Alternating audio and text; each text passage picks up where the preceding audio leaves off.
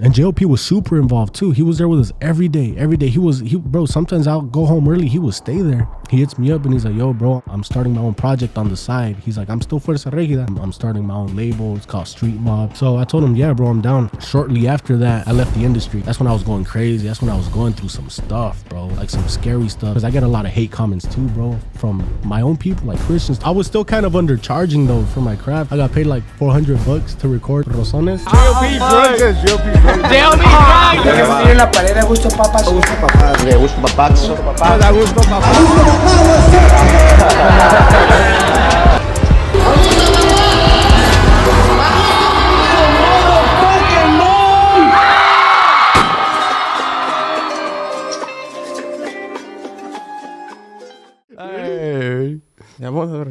What's up, guys? Welcome back to another Agushto Papa podcast. If you guys are new to the channel, make sure you guys like, comment, subscribe, rate us a 5-star on Spotify, Apple Podcasts, because we will be uploading everywhere. I mean, everything on the all audio platforms.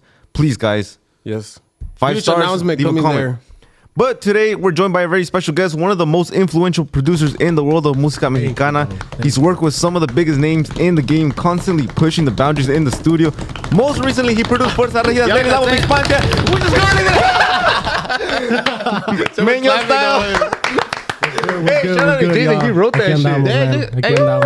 Hey, no way you wrote that. Thank you guys for inviting me. It means a lot. ¿Cómo estás, bro? It's an honor to have you here. It's an honor for me, bro. And just like how Diego mentioned, like, you know, your work speaks for itself. Fuerza Regida's newest album, 111XPANTIA, some crazy stuff in there. And, you know, we're here to talk about, you know, from how you started in, you know, your music career to now, you know, working with one of the biggest bands in the world. It's crazy, man. Thank you guys for inviting me. I feel special. It's crazy because this is something I envisioned too, bro. Like a while back, everything that's happened these last few months, I envisioned it, bro. Like producing an album to being on this podcast, like it's crazy. So I thank God and I thank you guys too, bro. Yeah, I think this podcast was like we had to do it because I remember the day that the album dropped. That's the day we did like the merch thing. We were selling that day. TikTok Live. And then you came up to us, you're like, hey, look, have you guys listened to the album? And then you like showed us something on your phone that you did. I'm like, oh shit, you did that on your phone? So I think that I was like shocked and I was like, bro, like, did you see Meño? Like, he told me this and that. Like, I think we should get him on the podcast. And we all agreed and we're like, fuck, and now we're here. Yeah. That's wild, man. That's wild. Because you're the reason that there's a banjo in the album, huh? That was Armenta's idea, bro. Really? Yeah, that's Talquan. We call him Talquan because he's tall. El Armenta. Armenta's tall as fuck. He's tall, bro. Yeah, when I met him, I was like, oh, shoot, you big. No, clave especial. Alex, bro. He tripped me out, bro. When I first met him, I was like... Have you met Pepe Aguilar? Pepe Aguilar? No. Bro, he's tall as fuck. He's tall too? Yeah, you don't look he's tall. like just as tall. That's funny. You think he's taller than Alex? That's Evan. Could be his son, for real. Like, I'm like, hey, Alex, if like music, like if you don't want to do music, like try the NBA, pa. That's funny. My bad, guys. I have the cough because I'm sick, bro. I've been sick for like 3 weeks already, so I'm coughing like crazy. We didn't let him cancel. He told me we got to pull I wanted to cancel, but we're already here. He wanted to reschedule. We're like, nah, pa, you're already sitting down. Like, you stay here. He's like, can we try to? No. Brandon, turn on the camera. Shout out to Brandon behind the camera. We'll take breaks or whatever. Damn, bro. Like I said, it's an honor to have you here. And one of the things that I remember, just like how you used to, I think one of the first requintos that blew up was like new, fresh, and like with different adornos, different style, was the Fuera de Serie, the Skywalker. You remember that? Yeah, so that's when I first discovered you. And I feel like, you know, if you guys know what I'm talking about, I think a lot of people tried to play like the way that he did, and I feel like not a lot of people could do it, and I feel like that's what makes it special. I know. Yeah, you know what's crazy? I was 16 at the time, bro. Yeah, I was 16 when I recorded that. That was my first studio session ever, too, bro. Like I pulled up to the studio and I had no idea what I was doing. Like I was nervous. I took like 6 hours to record that song, bro. Really? You were trying to like really perfect it? Yeah, heck yeah. Because I mean, it was my first song ever produced or like recorded in Requinto. But after that, that's when people started, you know, knowing who I was within the community of músicos. Yeah, it was a smaller community back then, bro. Very few. Now everybody plays, bro. It was very niche. Crazy. Yeah, and I think to give a little bit more context, like what we're talking about is like back in the day, like the instruments and like música mexicana was a little bit more like simple. It's 2017, I think 2018. Yeah, and then what Jason was saying is that Meño used to be in a group called Fuera de Serie, and I remember, well, because we used to play music too. you guys dropped a song called De La Skywalker, and like that requinto was like crazy. I mean, I feel like if people listen to it now, they're gonna be like, oh, you know, whatever, it's normal. cool. But like back then, you listen to that shit, and you're like, holy shit, like what the fuck is this? It's like yeah. And we're actually gonna play it so you guys could know what we're talking about. No, we're gonna get copyrighted. We're gonna play. Search it up fuera de serie De La Skywalker. Like we can't monetize. Like, don't be shy. Play it. Let's get those royalties. 6 seconds of the requinto at least. Come on. That's actually the one that got me to. You guys know Abraham Vasquez. You guys had Abraham Vasquez too. Well, I used to play for him too. And Abraham Vasquez found out about me through that song, through that project. Oh, shoot, your phone fell, bro. He found out about me through that project. And that's when I started playing for him. Yeah. So do you feel like ever since you took out that requinto, it led to like so many opportunities and recording for so many artists? It did, bro. Because after that, Rancho Humilde was hitting me up to record after that. Like, Legado Siete was hitting me up for their artists. Rancho Humilde, a bunch of other, local artists. There wasn't as many artists back then as there are now either. Sorry. So I joined Abraham Vasquez after that. I don't even think I lasted a year with him. I lasted like a few months. This was like in 2020 due to personal things that happened. And a lot of people remember this, and I know you guys know too. I left the industry because there's a lot of weird stuff in there. I'm not going to talk about it. But I thank God where I'm at right now with JOP, with Street Mob, we ain't on that stuff. Even though, like, I see the comments. I know you guys see the comments too talking about, man, JOP's a sellout. He sold his soul. He's Illuminati. But nah, bro, we're on God's side over here. But, at the time I left because I had seen some things, bro. I had experiences. And that's what led me to leaving music for 4 years. For 4 years, I wasn't doing anything, bro. 4 years, I worked at Amazon warehouse. I worked at Walmart warehouse. I went from like doing gigs, making money to like no money at all, bro. I was working at like Portos, working at, doing car detailing and stuff too, bro. And like, I couldn't find myself, and it's crazy. 4 years later, screw it, we'll talk about it. 4 years later, I end up meeting a guy who's now my pastor at church because I'm Christian. I believe in Jesus, and I'm firm on that path. Even though I'm here, people don't get it, but people don't know that because I get a lot of hate comments too, bro, from my own people, like Christians, talking about, man, you're on the wrong path. You switched up sides. Porque es like música del mundo. Yeah, right? and you know what's up. Yeah, and you know that language too, música del mundo and all that. Yeah. And, so this guy that I met, he's my pastor and he mentors me. He calls me into his meeting room and he's like, yo, Meño, what's going on? Like, I see you doing all these jobs. You're not prospering. You're not doing anything. He's like, ¿Qué tienes en tus manos? What do you have? And I'm like, all I'm good at is music. Like, I can't do anything else other than that. And he sent me out to do music. He's like, test it. Go do music. Just do studio work. Don't involve yourself with certain people. Go to the studio, do your job, and keep coming to church, keep doing your own thing, but just do your work. And as long as you're good with God, you're good. And I was sad that week when he told me to do that because I didn't think I could live off of this, bro. I didn't think I could do anything with music. It's rare. Like, people be trying to make it, like, in music. And, I dedicated my last 4 years to just praying, bro. Praying and praying, not knowing what was going to happen in my life. And when I followed that order to do music, that first week, I did Becky G's album. I think it's called Encuentros. Encuentros. She did corridos and all that. And that one was, I think Hector Guerrero composed the songs. So that first week I did Becky G's album. After that I got plugged up with Double P's. I did Dare's album too, the one that just came out, Redención. I did their guitar. It's fire, bro. Yeah. Damn. Me and Dare are really close too. I was just with him the other day too. And that's the cool thing that, I'm able to, my bad. I'm still able to keep those connections and stuff. I did Esteban Plazola's album too. So it's just everything started coming into place in less than a year. It's wild, bro. Dan, I think that's really cool, bro. And then right now you mentioned that it's really hard to make it out there in the music. Would you say that it's hard? I mean, first of all, to be like an artist itself, like it's already like super hard. Like there's like so much competition. It's like super saturated. Extreme. But to be like a músico and a producer, would you say it's even harder than that? Like, especially to make a living off of it? What makes it hard? What makes it hard is, a lot of people, la gente casi no le echa ganas, you know what I'm saying? Like, honestly, I don't even know what it is, bro. For me, I can't even come up with like a logical answer to that. For me, it's just God, bro. It's like whoever's in the game is because they were meant to be in the game. Whoever's out of the game is because they were not meant to be in. Sometimes, I notice similar patterns within people who haven't made it. And it's like a character issue too. A lot of people burn bridges. A lot of people, you know, they're not good with people. They're too egotistic, maybe. Yeah, and those are the people that don't make it. You know what I mean? And the people I've met within the industry that have made it, they're humble people. They're cool. You know, you talk to them. I think that has a lot to do too. But more than anything, it's something that's meant to be. And what in your eyes, what would you say is like I made it moment as a musician / producer? Like, okay, like I'm good. I mean, besides like living off it, or is that what everybody shoots for? The moment I had where I was like, damn, like, not, because I still don't consider myself as I made it. Like, I'm making it. I'm on the path to making it, because prosperity isn't so much like it's not like a moment you made it. It's a path, you know what I mean? And I feel like I'm on that path. But it's just, you know, being in rooms with, like, you know, like I said, Dareyes.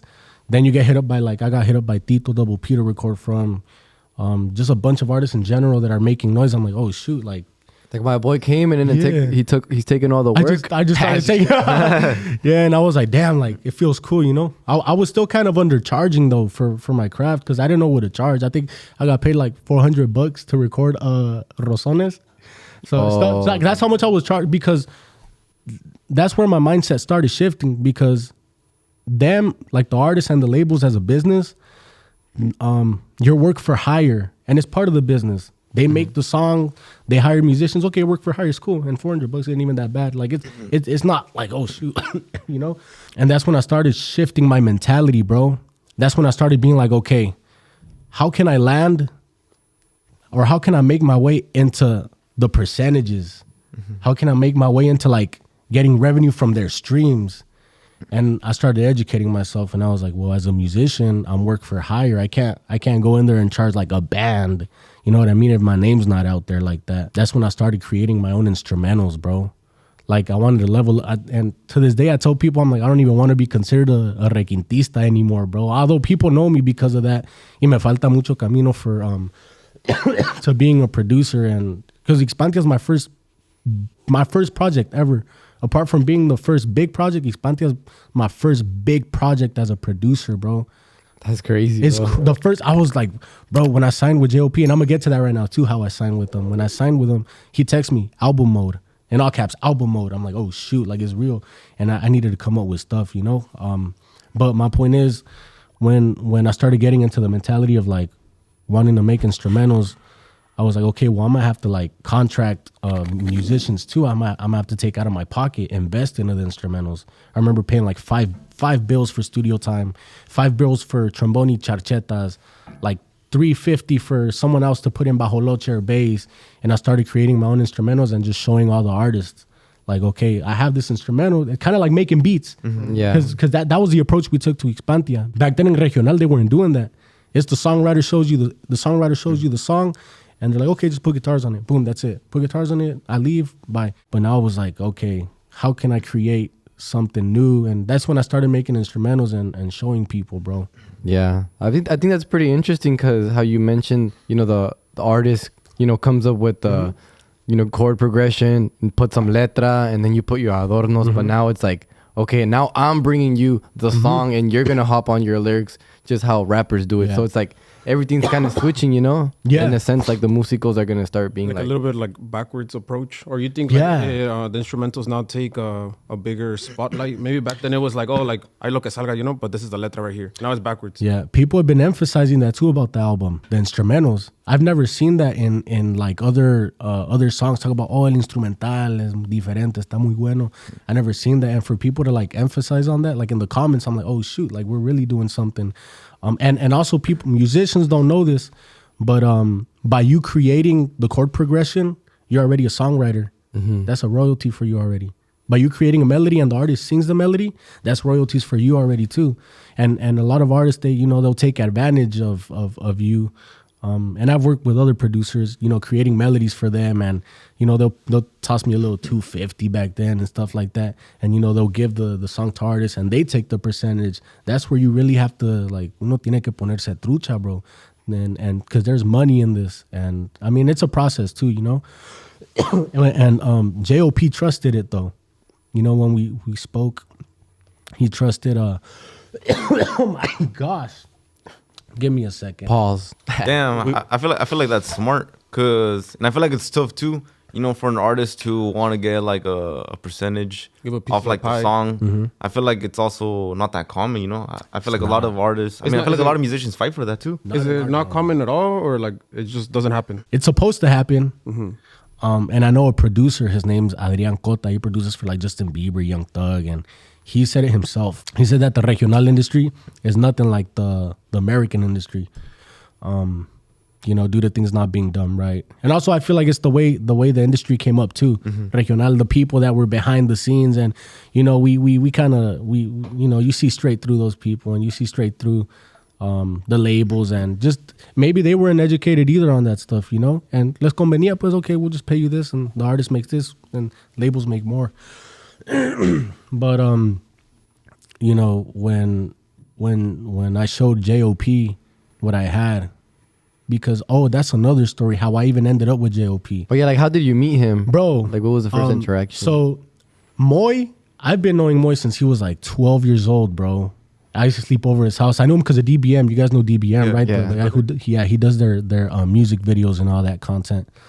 I used to go to his house. Moy used to play in a group back then, and we would always be at the flyer parties. I was playing at the flyer parties, you know. Los Primos de la Baja?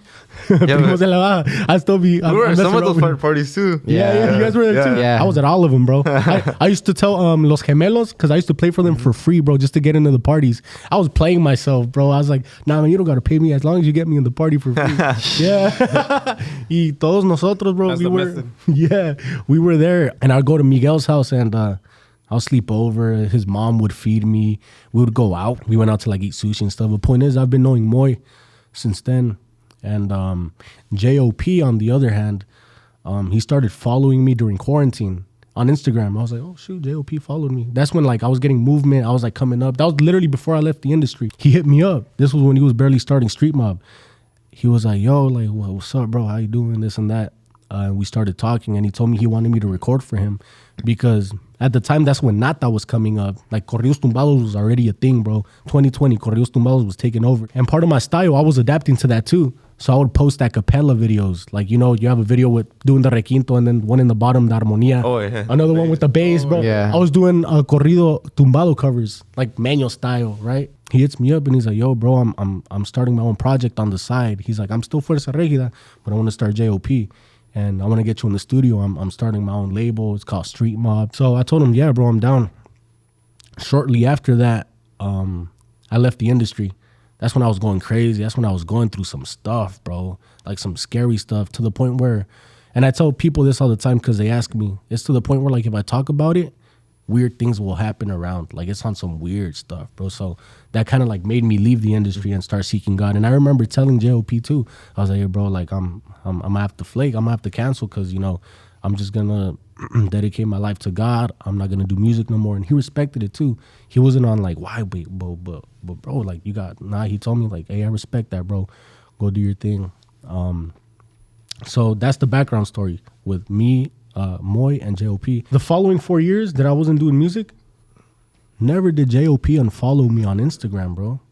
And I remember, like, I found it interesting because I'll post stories of me at church, post stories of me eating with my mama, and here and there I'll see his view under my story, and I'm like, oh shoot, like, bro, still tapped in. That's crazy. And I'll check. One time I checked his followings too, like, just to see, and it was like very few people he was following. I'm like, oh damn, like I didn't think much of it. I just found it interesting. And fast forward to when I started doing music again, I'm recording for all these artists. You know, they found out like almost a year after that I started doing music, Moy found out I was doing music again, and that's when I got a phone call. I got a phone call from DBM. He was like, hey, bro, we need you to come record a song. It was Rosones, bro. That's the song. I recorded Rosones. I reunited with Moy. It was like that same brotherly love, bro. Like, you know, people see him and, you know, he's a big star, and I still see him like a little brother, bro. Like, that's my boy. That's right dope. there. Moy, yeah. So, you know, I pull up to the studio. JOP wasn't there. He wasn't there when I recorded that. I think he was out on a trip. But point is, I started going more often. I went with Armenta to record his songs, and that's when I saw JOP again. Well, no, you know what? That's the first time I seen JOP because I never met him in person. Oh shit. Yeah, he was like, "What's up, bro? How you doing?" I'm like, "Bro, like it's good to finally meet you." He's like, "What do you mean? We never met before?" I'm like, "No." He's like, "I feel like I've known you, bro." I'm like, "Nah, it's crazy." That was like the instant connection too. Mm-hmm. That's crazy. That's crazy. He's such the fact that he kept looking for you, like he knew that you had that talent, and ended up coming together, and you guys made this like huge masterpiece. He gave you your time to see if you're gonna come back or not, and still kept up with you following. Because I feel like big artists, whatever little chance they get, they be unfollowing people. So I wonder who. I know what y'all talking about. You funny. It's fucking good. Nowadays, you don't want to post shit on your story, huh? You don't want to get unfollowed. He's like, I can't post no bullshit. Bro, I was like that for. I was like, fuck. If I post this bullshit, like, yeah, because a big artist follow you, like, fuck, like, what is he gonna think if I post, like, me? I don't know, whatever. He's like eating a double cheeseburger. Yeah. That's. Yeah, if you know, you know. Wait, so you met JOP, you just started recording like Rosones, but how did you like officially join, like, to become a producer for Street Mob? So, after I recorded with Armenta, I heard that there was like, so I had left, and I guess like Armenta and JOP, and because the Street Mob house is always active, bro. It's full, like people, whether it's Clave there, Diego there, freaking all the artists and all the people on the team, they just be kicking it. They were telling me that JOP was listening to one of my productions that I did for Armenta, and the song hasn't came out yet. And it was like, "Yo, who's this? Like, this is tough. That's Meño." And they're like, "Damn, this is crazy." So they started calling me up more. Moy started at, and you know what's weird? This is crazy. Moy had no idea that I was doing instrumentals on the side. That I was already like, going to studios, orchestrating my own instrumentals. He had no idea. And it's weird because he hits me up. He tells me, he's like, "Hey, bro, send any beats you have." I don't know what he meant by that. Like, I don't know if he meant like trap beats or just send beats. And that's when I sent him Godfather, the Godfather instrumental. I made that one that was one of the first instrumentals I made when I was when I got into that mindset of I want to be a producer. I want to be, I want to make things from scratch. And in my mind, I was like, I'm gonna land it with somebody big. I don't know who it's gonna be with, but it's gonna be with somebody big. I showed Dare because that's like Dare style bass, and I've always been a fan of Dare.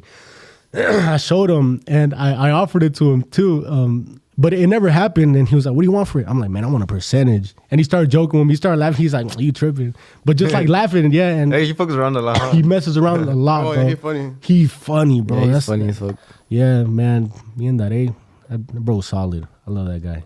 But yeah, so I showed a couple people the instrumental, and it's funny because a lot of people don't know, but that instrumental's from a movie. The Godfather movie. It's a theme song. Like the original song is like orchestra. It's like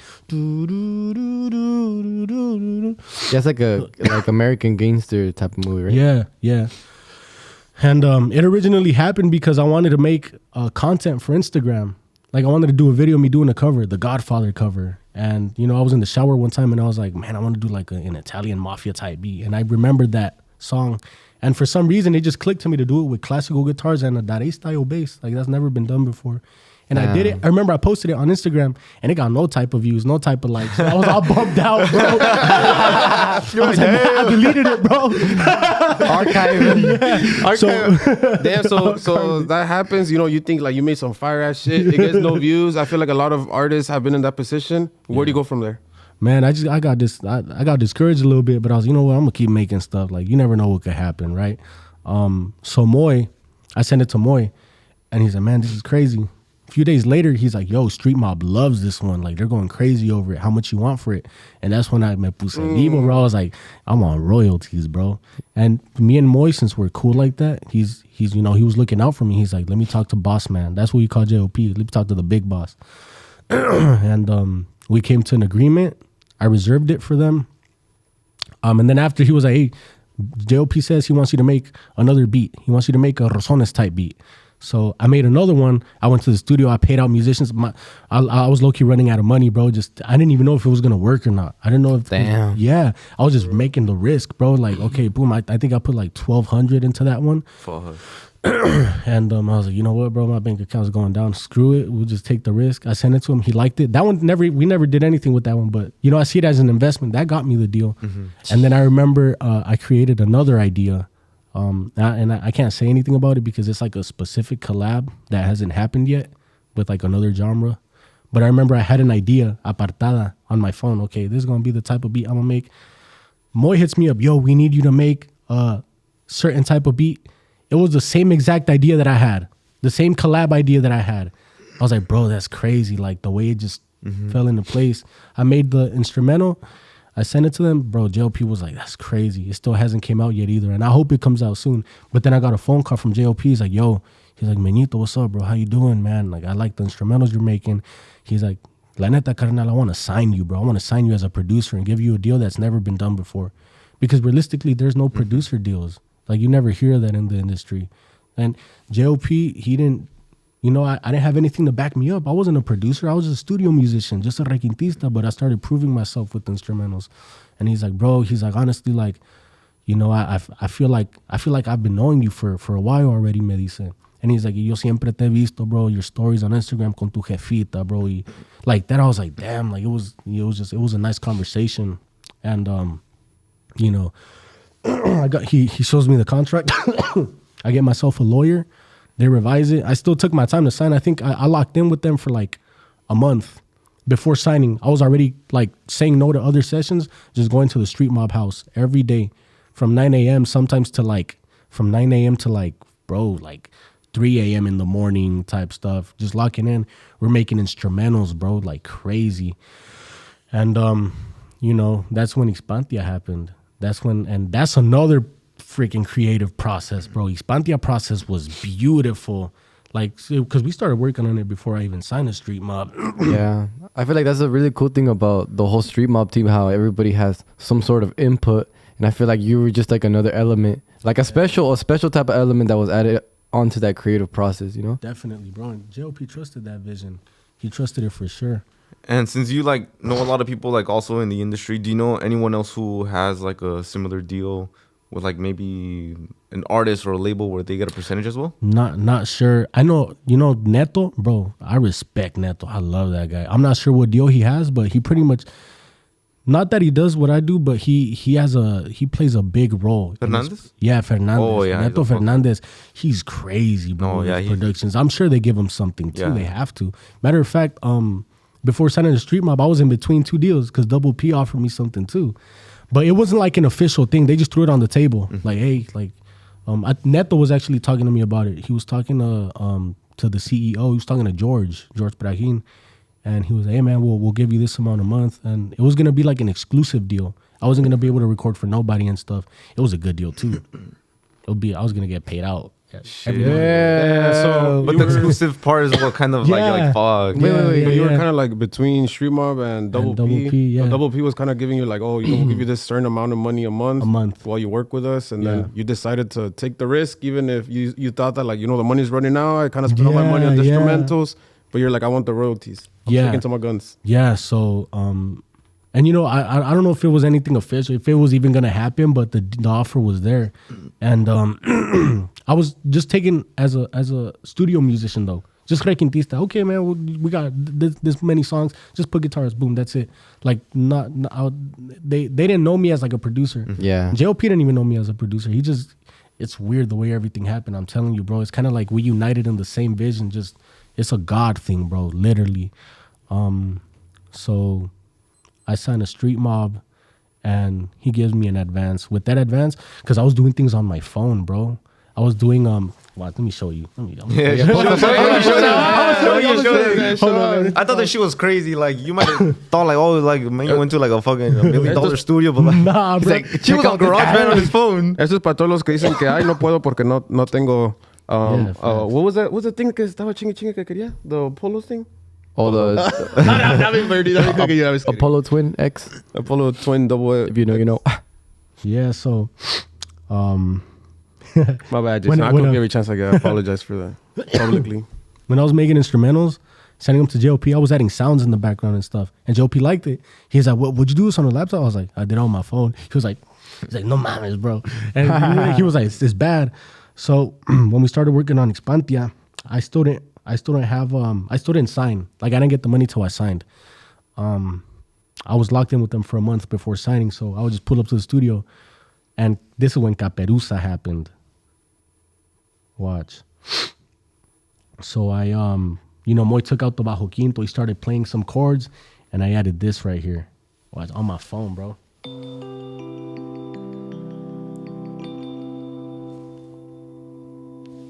on my phone. I made them, and then I added this effect right here. Look, That's fire. that's on my phone, bro. Nah, fucking, my mind is blown, bro. It's crazy. I feel like it's always cool to see the first versions of the songs, like the demos. Yeah. Because it's two different things, you know, the final product than when it's actually being built up. I paid $20 for this app. I was 17 in high school trying to make beats, and I was like, "Esto no me va a servir para nada." Like, Damn. bro, I'm 24 now. I'm pushing 40, bro. I'm 24. He Hey, they always be calling me Unk. Now I'm like, damn, bro. Damn, for Nah, real, 25 and up, you're pushing 40. Yeah, but you know, Oh, no, 26 and up, my bad. I'm 45. Damn, you got 2 months of being a youngster, then you go in the club. So wait, can you show us any more versions of stuff? Yeah, I can. Or some other crazy shit. Or like for Yeah, example, bro. see, this I made it from scratch. It's like, you know what I'm saying? Like, well, let me show you, bro. Yeah, I have no idea what am I looking at, but Oh, I see. It's like some piano looking thing, right? What if you screen record it and then we'll put it on the thing? Yeah, I could. they know, you better drop the message. Yeah. Huh. You're like, they couldn't do it. Show you. If they had Let it. me screen record this thing. So Damn, that's this is crazy. exclusive, guys. For all you musicians looking out there, like, this might be the next big thing, you know? Yeah, and I think we've had an interview before where we're like, oh, he was asking him like, oh, what kind of presets or this or that. I don't know any music talk, but then he was, I can't be dropping the sauce like that. So I think it really comes down to being able to use the tools that you have. Like, Yeah, I don't know, just being, I don't know, just having a fucking idea in your head. Like, I don't know. yeah, You gotta be creative. Yeah, there you go. That's the word, creative. Oh, and pound cake. Well, my bad. I'm so used to calling it pound cake, Tu Sancho. That's what we're calling it the whole time before it even had the name Tu Sancho.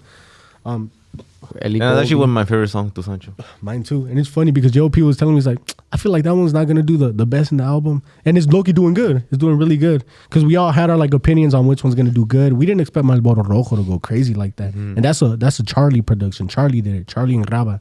Those fools are goated. I only did there's 3 songs I didn't do in the album. I didn't do Chaca, I didn't do Chufulas or Malboro Rojo. But that's like the album The has, older, like, more traditional type yeah, sound, yeah, right? yeah. But that's what the album needed too. That's what people Yeah. have been asking for. So when I did Tu Sancho, it was Moy asking me, yo, Meño, like, what app do you use? I was like, FL Studio Mobile. I'm gonna put y'all on FL Studio Mobile. $20. $20, bro. Now I have the Use Hey, code you know Meño. what? You should do throw an affiliate link right here. Yo, hey, you sponsor me, bro. The heck? Look, so Moy told me, hey, what do you use? I'm like, FL Studio Mobile. He's like, how do you use it? I wish I had the project right here. But I started just like putting things together, putting the strings and all that. The synths in the back, the ones that go, and I was like, oh shoot, bro, I think we could do something with this. You know, we tossed it on the computer, like their actual studio computer. I put Bajo Quinto on it, and then that's when I got Ellie Golding's vocals. Let me look for it. I got her vocals and I started chopping them up because it's hard to sample something that's in a different time into corridos. Watch, let me look for it, man. Damn, Meño made Tu Sancho on a $20 app on his phone. Telling Se you, ponga bro. verga. Yeah, I'm telling you, man. Hold up, give me a second. And now he's getting royalties for that song. Bro, like what? That's gold right there. Where Yeah, that's the heck crazy. is it? Where And shout out JLP Facts. for paying his people right.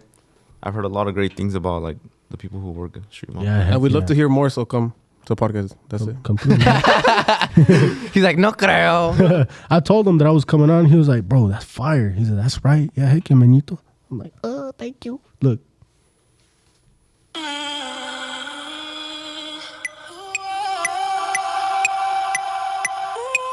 On my phone. Oh, let me screen record it though. Oh yeah, we're gonna put that up there. I chopped it too. So this is the original. Without chopping it, this is the original. Watch.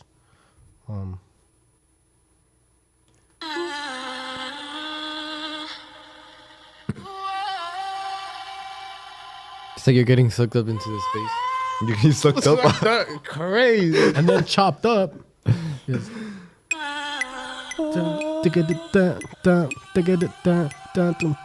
oh, you know which one you're gonna trip out on? Ansiedad. That's my favorite Yeah, song. that bro, ansiedad, no, man. You don't even know what sample that is. True. You know that's a sample, right? I couldn't tell. You know that's Vicente Fernandez? What the fuck? Nah. I promise you. Vicente Fernandez was on that time? Watch this. Look. What the fuck? No way! What the? That was JOP's idea. He's like, hey, let's try to sample some historical Mexican stuff. I was like, okay. And we're in the studio, and he sends me this one. Try to sample this part. And I was like, I don't know if we could do that. And we ended up doing. And the cool thing is that we got these samples cleared. Yeah, so that's right. Yeah, that's a thing in hip hop. A lot of people talking about like, man, you copy. It's a thing already, and we wanted to bring it up over here. Shout out Gus. Damn, it's like That's fucking crazy. It's like hip hop, rap, and Mexican music Vicente Fernandez being on- mixed. Yeah, that's it's before crazy, GT6. Fuck. Let me look for the project, bro. I think that you guys are gonna start a whole trend. I think that's gonna be the next big thing. It's gonna Definitely, be bro. sampling. Yeah. I mean, Yeah. I know it's gonna take a little bit of time for artists to clear Yeah. the samples, It but does. give it a few months, everybody in the realm is gonna be doing it. Yep. I think you're the one that said it. No, that a sample, like the only way to get like a certain vibe or feeling, like it's through a sample. Like you can't really do it with instruments or something. Yeah. But think about it too. To get something clear like that, Yeah. like not everyone could get it. So Yeah. that's stress. And you got to give them whatever percentage they Yeah. want too. Damn, Yeah. that's how it is. Because imagine if they're like, no. Yeah. So this is how I chopped it up. LA Golding 50% or nothing. Look.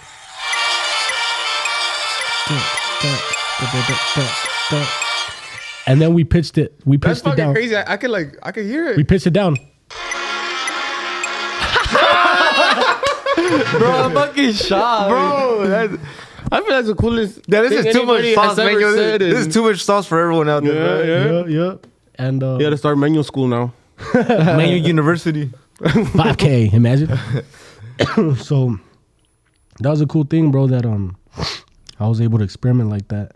And there's a lot of things a lot of things I have to do too. Bro, we had a lot of moments of like, because it wasn't just me. It was me and Moy, me and Choppies too. He's the engineer, mix and master. He also produces. It was just us sitting down, and because one thing is making the beat and recording the instruments. Another thing is producing it.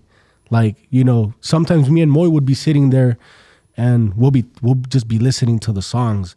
And we'll be like, oh, right there. Us at the same time, right there. A reverse right there. And we're like, oh, shoot, right there. Hey, cut the charchetas out. Because a lot of people don't know this, but, you know, being a musician and a producer is two different things. Me, as a producer, you know, our job is to like tell the trombone guy, hey, don't do that. Just do this. And cut it right there. Hey, bro, take off the bajoloche, the tolo. And some songs, me and Moy would sit down and be like, okay, what do you hear right here? I don't know. I feel like it's bass. Moy would tell me, nah, it's not bass. What about bajoloche? Yeah, bajoloche on this one. Because that's what it is. You got to create a vibe for the people. Yeah. It's probably like a lot of like swapping in, like experimenting. Like, okay, we're going to do bajoloche here. If it doesn't sound good, then the next thing, the next instrument. Mm-hmm. And JOP was super involved too. He was there with us every day. Bro, sometimes I'll go home early. He would stay there. JOP, Tu Sancho, you know the bass, how it comes in, bam.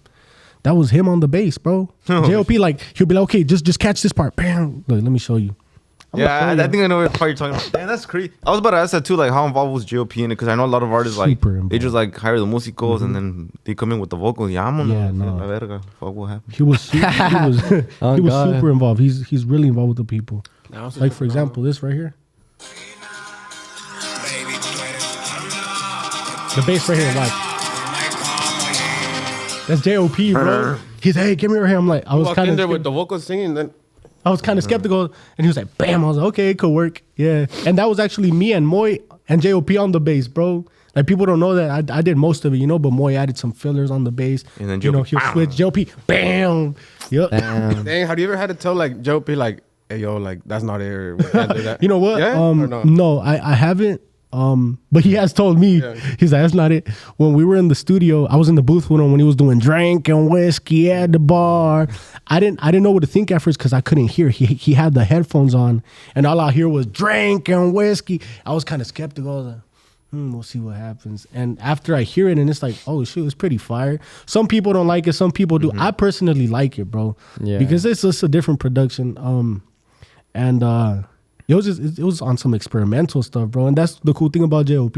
He takes risks. Do you ever see him do a full country song? No? I've never. No. Like, do you see him like doing it? I do see him in the future. I feel like he will. he can low-key do anything. Now that me working with him, knowing him personally. You guys were back from the break, and during the break, you were telling us that you go to church at least 3 times a week. That this last week you're actually going. I think it was like I lost count, like 4 or 5 times. We have an event this week. Yeah, like I went on Monday. I went yesterday. We have Thursday, Friday, Saturday, Sunday. It's called the Messenger's House.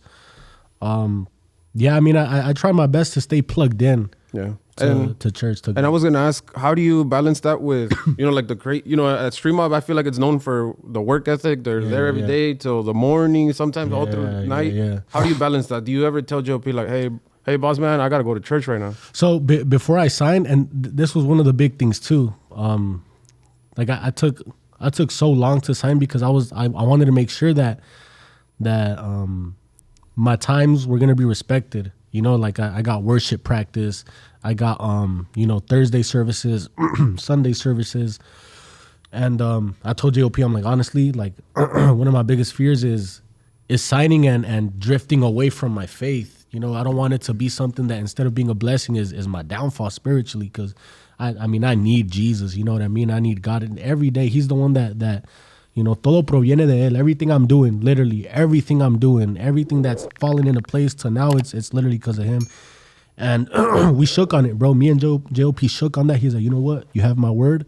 I'm going to respect your times. And, there have been times, I'm not going to lie, within the past year that I started doing music again and going to church and stuff, where I've doubted what I was doing, bro. Because like you said, is considered música del mundo, And it's not common to see something like that. I mean, I don't know anyone else who's doing that, and but I've had beautiful experiences in the studio with artists, bro. Like sometimes an artist will open up to me, and we're called to be the answer. We're called to be the answer that somebody's looking for. And I've gotten to pray for specific people. Like one time I was in the studio with Darey, me tocó orar por él, bro. I'm like, let me pray for you. He's like, por favor, carnal. I prayed for him. Aldo's big on faith now too. He left Santeria, and a lot of people don't know this, but and I can't take credit for it. It's all God and people that God put in his path too. Like Raymond Tapia, yeah, he played a big part in his conversion, and I got to pray for him too when he was still in Santeria, and beautiful things happened, bro. Even at Street Mob, bro, there was this one, and I'm not gonna mention the artist, but there's this one time I told an artist, I was like, bro, God's gonna speak to you. The next day he comes back and he's like, bro, what's crazy? I was like, what's up? He's like, you know how you told me God's going to speak to me? I was like, yeah, well, what happened? He's like, I went home and I told my girl that I wanted to buy a Spanish Bible. And you know what my girl said? My girl said that her tia came that same morning and dropped off a Spanish Bible. You know what I mean? Like some signs and stuff. So not only, and I acknowledge my purpose in the music industry isn't to be a big producer, bro. It's not to be like, that's part of it. Everything everything will come if we'll fall into place. But more than anything, my heart is in being a light in the darkness. You know what I'm saying? That's what I'm called to be as a Christian. Being a light in the darkness, spreading the message. And I mean, there's no better place to do that than in the industry. There's a lot of people, bro, that are in need. Yeah, I feel like it's such a complicated industry. People are lost and they don't know where to lean their faith to. And I feel like maybe God put you there for you to reach out to them. And definitely, like I said, everybody's free to believe in what they want. And I think there's could be a lot of like complications in like what to believe. You feel like, where the fuck am I going, Yeah, because you said, you had big fears about coming back and, going away from your faith. How do you feel now? Like, where are you at now? Like, are you comfortable? Do you like where everything's at? I'm really comfortable, bro. I'm happy JOP kept his word. He's a really good dude too, bro. Like the fact that he was able to respect that. Part of even working on the album, bro, like there were times where we still had work to do, and he's like, hey man, we could you gotta go to church. I'm like, yeah, bro, because I would tell him, I gotta go to church already. He's like, no pasa nada, bro, we'll finish it tomorrow. There's no rush.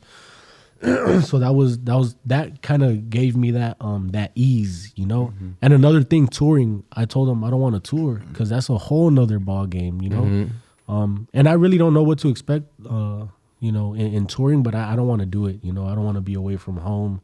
I want to stay true to God. I want to stay, that's my priority more than anything. I am going to do 2 shows though. I'm gonna do Madison Square and I'm gonna do Hollywood Bowl. But it's funny because me comprometí con ellos to do Madison Square because I thought Madison Square was in LA, bro. be like, fuck. Yeah, What do you mean it's in New York? He's like, where's that garden at? Yeah. He's like, I'm gonna drive there right now. I spoke to my pastor. He's like, yeah, you cool. Just be careful, So I'm gonna do those 2 shows, and maybe something else might pop up later.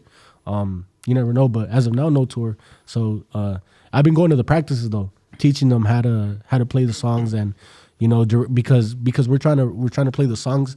We're trying to give the people exactly what they heard and what they liked. Everything from the synths to the banjo. So even the dare bass, like the little homie who plays the bass too, he bought himself a bass that like, well, Street Mob bought it, a bass that like you equalize it and it's like bam, everything. So they're gonna get that same sound, bro. The album sound. Yeah, I think that's one of the best qualities in Música Mexicana, the effort that artists put into trying to sound exactly the same as the recording, because, and you might think like, oh, like, well, that's what they're kind of like supposed to do. But then, you go see a rapper or something like that, and you're like, fuck, se pasan de verga. They're like the Kodak Black one, Oh, I was about to say the Kodak Black one at the Don't Fall in Love Fest. Fuck. Yeah, like that's GOP need a refund for that one. like that's where the bar is at, like everywhere else. Breach of contract. Then you see Música Mexicana, all the effort that they put into it. I think that's one of the best things. And then since you recorded, produced like most of like the songs, you got to teach like Sam Malone, like, hey, like this is what you gotta do. I was gonna say that. Like, how's that experience? It's a little bit more complicated, no? It's fun. He learned how to play the banjo, bro. He got it right away. I go to his house and we practice together too, because there's some arreglos where only I know exactly how to position the fingers, and I teach him, and he gets it down. And not only that, we get to like kick it. We have a cool little conversation. Sam Malone's chill, bro. He's really chill. Compa Sammy. Compa Sammy, bro. Calidad de persona. Yeah, he opened the doors to his house, and I go to his house. We'll practice, and he got the songs out, because now our practices are like, they're really specific, bro. Like, we're like, Bajo Quinto by itself here. We'll tell the charchetas, don't make noise at all right here. Come in. And we're practicing with click too. Sequences. Oh, See, yeah. that's another thing. Because Moy asked me, he's like, hey, JLP's asking how can we include the synths and all the sounds and the samples live? And it's funny because at my church, we use sequences. And I was able to bring that to them. So the sequences, like, we use in-ears. You hear the click, specifically how it is in the recording. You hear the click. The synths are gonna play. The instruments are live, completely live. So you gotta be truchas, bro. You gotta follow the click. Like, for example, the Godfather one too with the scream. Yeah, like who's gonna scream, huh? Yeah. You got Moy on the mic. Yeah. So we're trying to do things as professional as we can. Overall, this whole project was it was taken to the next level, bro. Yeah. It's like a next level thing, and I feel like we're gonna raise the bar, and we got way more things coming, more productions, more collabs, more stuff, man. I think it goes to show how much preparation it takes, because like you guys are only doing, as of now, 2 shows this year, where last year it was, you guys like absolutely did your thing, but there was like 50 or 60 shows. There was a lot of them, and for you guys to like, take a step back on the shows, let's bring something new. And then, honestly, until you brought it up, I had not thought about that. Like, the scream's got to be on point. Strategy, yeah, definitely, bro. It's like, Sammy, el grito. No gritaste, Sammy. Then kind of going back to the album, like being in the studio and everything, like how do you guys like divide the percentages? Because you said like, oh, me, Moy, and like GOP did like the bass, or like with the letra as well. So that's more of the letra side, the songwriter percentages. That's for the people who wrote the song. So there's a math to it. It's funny because I bought a book called the Industry Bible, like the music industry, right? The business. JLP had bought in the same book. I had no idea, and we were both when I was educating myself on the industry, that's the book I was reading, and it just so happened that he was reading the same book. So he learned that there's a math to it. Let's say Armenta, George, Chuyin, Diego write a song based off of like the amount of lyrics they wrote, choruses and stuff. There's a specific math to it, to where it's accurate and it's fair for everyone. So that's like that's a word count almost. That's how it's exactly. That's how it's divided. Same thing with like me getting my percentages on the productions. We came to an agreement too. So, but me as a producer, like in general, I'm entitled to a percentage. You know what I'm saying? A specific percentage, and it's gonna kick in, and that's where I have to trust the process. Because JLB told me, he's like, hey, like, it was either I get an upfront fee, a fat one, no percentage, or no fee, and just stick with a big percentage. And that's what I chose. I'm like, screw it, I'm still young, Yeah. I could take risks, and the album's doing good. Thank God. Really, really, really. It takes like months to come in as well, right? Like Yeah. Algo así, huh? Yeah, like 9 months to like a year sometimes. Dan, what are you gonna do when you get that first fat check? I don't know. I have no idea. I want to save though, for sure. The first thing I did though when I got my advance was I cashed my mama out in Mexico, because she's in Mexico, and you know what? Right. I wanted to do that because because she just left to Mexico like 2 years ago. 2 years ago, I'm telling you, I was broke. I had nothing to do. She couldn't sustain herself. I couldn't sustain myself. And it broke my heart, bro, to see her leave back to Mexico knowing she can't come back. That thing, like, man, it made me sad. But she's good out there, bro. And the first thing I did was, Mom, here you go. Boom. I like sent them a wire and stuff. They're good. I bought my laptop that I make productions on now, too. It was a MacBook M4 Max, something like that. Oh, like the newest one, the newest one. The one that has enough RAM for everything. Yeah, I started just making investments, bro. I bought my little keyboard and everything. I started, helping my people out too. Yeah. And what could you tell us about the Por Esos Ojos? I feel like that's the song that really set the vibe for the whole album. Yeah, I still hadn't signed to Street Mob at the time. JOP called me like at 11 p.m. He's like, hey, what are you doing right now? I'm like, nothing. I just came back from church. He's like, hey, you down to come to the studio? I'm like, let's do it, bro. So I pull up. They show me the song, Por Esos Ojos. And he did a collab with with Kid Super. Kid Super, he's like super involved in fashion, bro.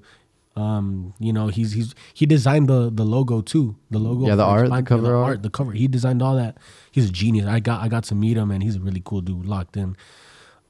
So when he did that collab, he said that Kid Super, I told him I want something a cappella, because it was for the fashion week. That was the song we were only gonna use half of the song for fashion week. So I go in there and I grab the Bajo Quinto. He's like, hey, do an intro with the Bajo Quinto. So I did the Bajo Quinto. That's not a production I made from scratch. The song was already there. Matter of fact, it was already recorded. With music and everything. JOP just, I had just came in. I was getting involved with him. He wanted to see what I could bring, what I could do. So, I did that little intro. Yeah, it's just hard. It's hard. It's like really basic. I didn't like it at first though. It was like do do do do do do do do. If you know, you know. If you know, you know. And I recorded the instruments. That same night, I did Meet Your Padre by Drake and Chino Pacas. The I want to meet your man. That one. Oh, yeah. And I think, I don't know if I could say this, but he was on the phone with Drake. And Drake had told him, like, hey, man, we and I remember they're hearing, I'm like, what the hell are we listening to? Is that Drizzy? And he's like, yeah, just add your Mexican sauce on that. Add your touch. Like, whatever. You guys just do your thing. The end of the song is like, it's corrido, bro, straight up. So I was like, how can we fuse it? How can we fuse that? How can we do the transition from hip hop to, you know what I'm saying, to corridos? So we kind of brainstormed a little bit and stuff. We brainstormed and, it happened, bro. And from there, that's when I started working way more with them. But I think that's what set off the whole Expansia vibe. And then the song Meet Your Padre, that's the one with just Chinito and Drake, right? Chino and Drake, yeah. Was Chinito also in the room, or was it like GOP? No, Chino wasn't there, yeah. It was just GOP helping him out with the Yeah. instrumentals. Oh, okay. Yeah, it's funny, bro. When I started seeing all the memes, I was like, bro, I started laughing. I'd be at church and my homie has his phone and he shows me. I'm like, bro, lock it. He showed me the memes of like when they're dancing and stuff. Yeah. Funny. Then I kind of want to go back to like the letra part, like the percentages, like for the clip. You were saying how there's like a math to it. There is a math. Is the chorus like worth more than like the first two verses, or it's all equally? It should be equal. I'm not sure. I don't really know much. I mean, I kind of get why you asked that, because the chorus like, is one of the most catchy That's smart. parts. I never thought of that. That'd actually be that'd be valid. Damn, man, you didn't read the book. I didn't read that. You didn't read the whole book. That was chapter 3. Low key, I didn't even read. I just read like a page, bro. But I bought it though. I think after this, we're gonna go buy the book and see what numbers it's talking about on the book. I think it's really interesting for everybody to. I mean, for all the musicos, I feel like I think you're really putting them on game. I think you're showing.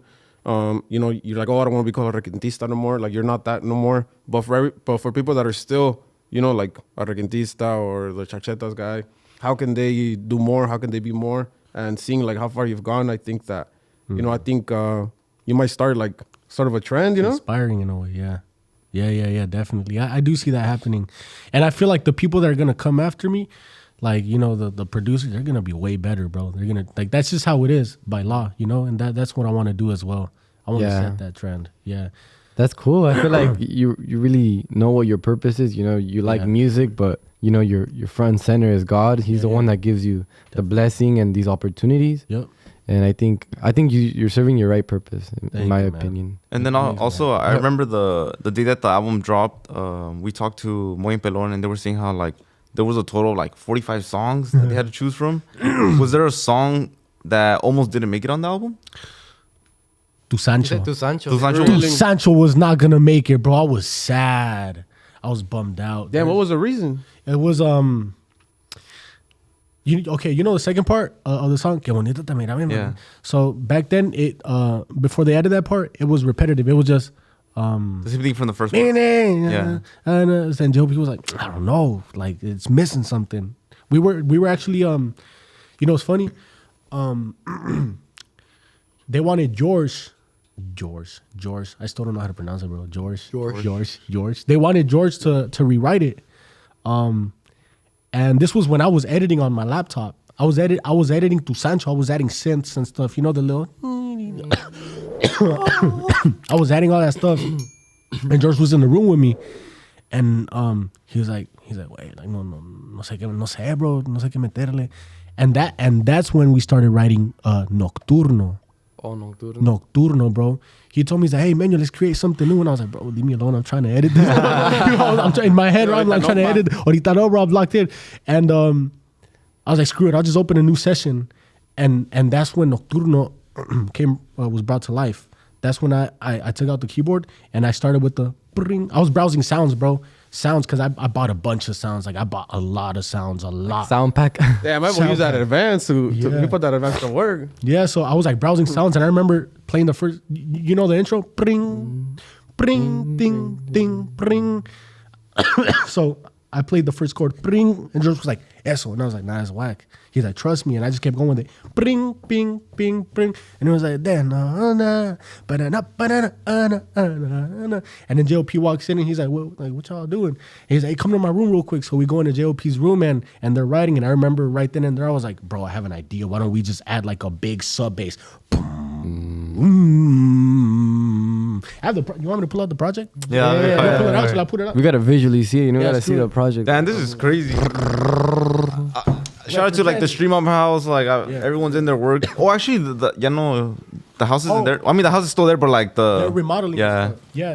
So we've been at a warehouse recently. The warehouse is where they had the event, the TikTok live and stuff. And hold on, give me a second. That's what we put in the work. Yeah, we put in the work. Hey, JOP, how much? That's why we got this too. Shout out to JOP. Oh, yeah. JOP, we need front row tickets. We put in the work on TikTok. We were like the chinitas, $5.99. You get this one. Yes. Dead as we were. Yeah. I still remember $29.99. You could get box number 1. Comes with the CD. And the TikTok people. Yo, brinca. They're like, check out. There's 200 people with people in the car.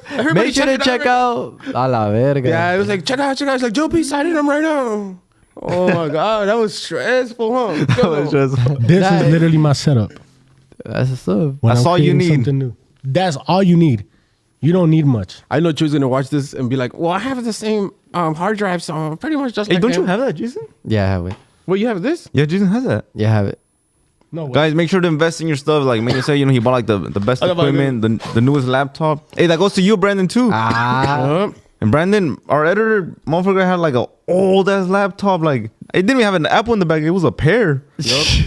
But That should needed an oil change too. Nah, just kidding. His camera was like, Look at him. Look at his eyes. He's ready. Yeah, but I think advice is that if you do have the funds, try to spend money on your craft. Try to buy the tools that you know that you need, and I think that's gonna pay off. And if you don't, that's okay. Be creative. yeah, I feel like you don't need the best stuff to start. Just start, and then as you go, as you make progress, as you win. Oh man, I opened. Yeah, I'm just saying, like once you got the bread, you know, like spend it on that. You know? Yeah. I opened. Like don't go buy an Amir shirt and shoes Don't get an and the matching set. You know, if you buy get the laptop. if you get a fat advance and your transmission's bad, fix the transmission. Bro, why is that? I'm like, why are you talking to? And if you get a fat advance, maybe you want to get insurance and maybe register your car. Yeah. Maybe You know put it what? up to date If you so get that a- they can fix the potholes on the road. Maybe Jason, I think with the money from your car, they could fix a pothole Or the- too them ball in our tires. beautiful city of Westminster. True. I don't know. I have one more too. I have a couple Crees of que yo my no. sleeve. Eh? Pendejo. Puto. Nah, just kidding, guys. Invest in yourself. I feel like that's the best thing you could do. In your health too. Me, I don't want to Okay, say yeah. that. Mamá. Meño's like, esto es bien Nah, bro, pendejo. hold on, this thing is. Hold on. He's like, pija. He's like, he said, I learned that in South Fabio. funny, bro. wait, you what doll do you use? Doll? What is that? Like, Doll? Nah, he's trying to use that word. He Chugging tried that cool. like Ableton, GarageBand. doll. Chuyinda. He's like, ¿qué te va el café? It's because Jason thinks GOP's gonna watch it and be like, he knows about dong. Get him. He's like, give him a call. Someone get his number. I need to talk Give to him him right in now. advance now. Jason, ¿qué está haciendo ahorita? No, nada, pa. Cállate al estudio. You know what a doll is. Hey, So, you need someone to tune the guitar right here. Drop D or standard tuning. I'm trying to find the project. Hold on, give me a second. I De noche. have so many things, bro. Hey, meanwhile, guys, comment down your favorite song from Expansia. And don't forget, for $29.99, you can get box number 1 or 2, 1 t-shirt, Oh. 2 Damn different it. styles, signed CD by JOP, and free shipping exclusively on TikTok. They're like, show the CD, show the CD. See, That- look. Darlene was like, Well, See, look. So, and I don't know how to play piano, bro. I just figured things. So.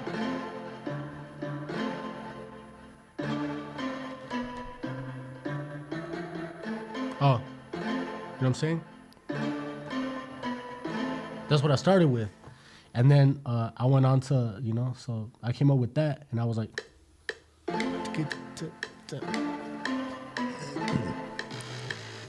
or grab the guitar and while that And plays. Yeah, that'll be Hold fire. on, That'll be watch fire. This, watch this. So then that's when I came up with, De noche. A la loquita no le gustan los condones. you know what I'm saying? I added that. That's fire. yeah, Joe P always be locking in with the best people. I was like, and that's when I came up with, That's fire. y'all can hear that? Yeah. And then watch. Come on, pass me the guitar real quick. Is it tuned? Did you tune it? No, huh? It's not tuned. Well, what you were playing, that's what you're gonna hear.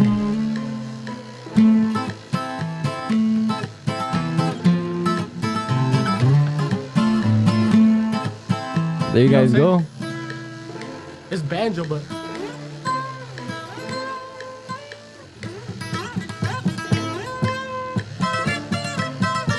I messed up.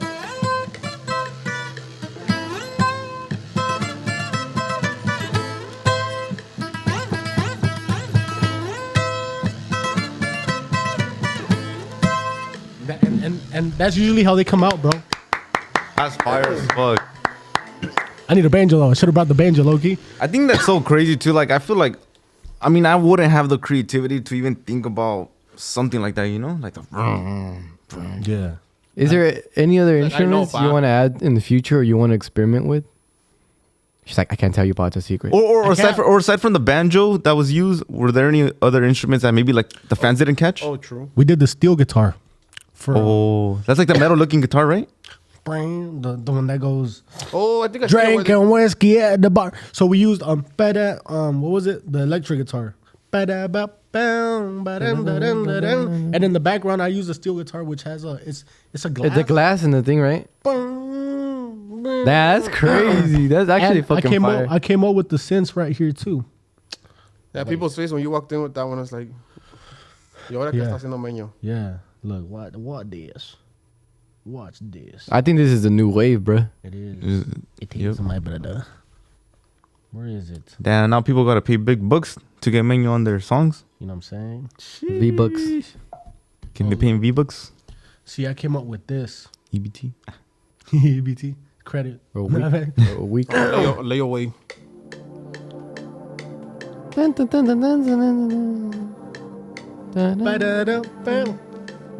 Yeah, so I like to use sounds like.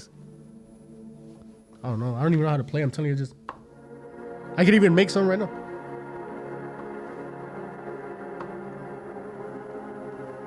Damn, this is probably what you hear when God comes for us. When the priest backs up.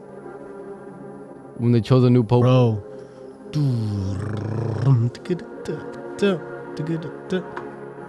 I think it's magic. Oh my gosh, hold up. Low key, guys. I'm going to have to save that in my mind. I'm going to have to save that. Y'all could put it though. And you don't know how to play the piano? It's just like ear? Ear and like, let's say.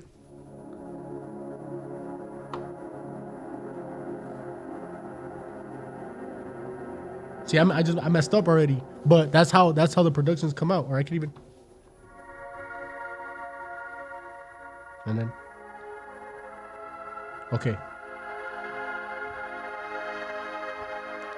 You know what I'm saying? Stuff like that's gonna be what JLP walks into the Madison Square Garden to. Imagine. That sounds majestic. Imagine it's out of nowhere, the hole in the middle, with all the lights from everywhere. He comes down like. With the string, how Kanye? On some like Michael Jackson. He like starts from the back on the little wire thing, and then that sound. No one's ever done that. Lights follow him. In the comments, I'd be like, JLP ain't got a single song where you gotta be doing all that. You seen that? Oh, they did that to Justin Timberlake. No way. They did it to what's his name? The Big Food. The wasn't it Drake? No, the Justin Timberlake too. When he was walking in like on a thing like that. Rod Wave, bro. Oh, Rod Wave. He did not do that. When he fell off like a. Should we? The cameras are overheating. No, just that one. Just that one. Okay. Yeah. We chilling. That's more than enough. Damn, bro. Good. Honestly, it's been an experience just, listening to this stuff, and your story is pretty amazing as well. It's motivating, as a person that believes in God and all those people that, want to be a musician, be a producer. I think the new trend is going to be like getting a percentage, being business smart too. Like, if that's a respetar. Yeah. Like if you have some sort of skill, you want to be like in the music industry. It's not just about being good at the music. Like you got to take care of yourself and make sure your career, like you're gonna be good with your career. Yeah, definitely. So thank you for all that insight. No, thank you, bro. Yeah, but before leaving, I want to ask, like, what message do you send or what advice do you give to the artists that are still kind of like boxed up? They kind of put them in that category, like that's what you're doing, y nada más. What would you tell them? You gotta educate yourself. You gotta be sober minded too. Think clear. A lot of people are trapped into their own little world. They box themselves in. They're stuck in cycles and they can't think outside the box because they're so boxed in with, You gotta break the routine more than anything. And one thing I'm big on, people always ask me for advice too. Like, what advice would you give me? Pray. Pray, bro. Mm-hmm. Every single day, every single second, pray in your mind. And God will put the wisdom in you. He'll give you wisdom. I feel like literally, bro, when I came back in less than a year, all of these things happened, because I was praying and I was receiving the wisdom and I was like, okay, what can I do with this? I started thinking outside the box and I just started doing it. I started doing things. You got to take risks sometimes too. Kind of like, how I was taking money out of my pocket just to make it happen, and it ended up going far. Investing, yeah. Damn, definitely. bro. Well, congrats with all your success. I think this is just the beginning of what you have. And thank you for your time. Thank you. Appreciate it. And thank you to everyone who watched till the end. Comment down below if you guys want a part 2 of this podcast episode to get to know Meño a little bit more. I hope you guys enjoyed it. Don't forget to comment, like, subscribe, and follow Meño on all social platforms. All socials right here down below. And peace out. And if you want them for your song, bring a fat bag. Now you need a fat bag. No less than 100K. Come correct.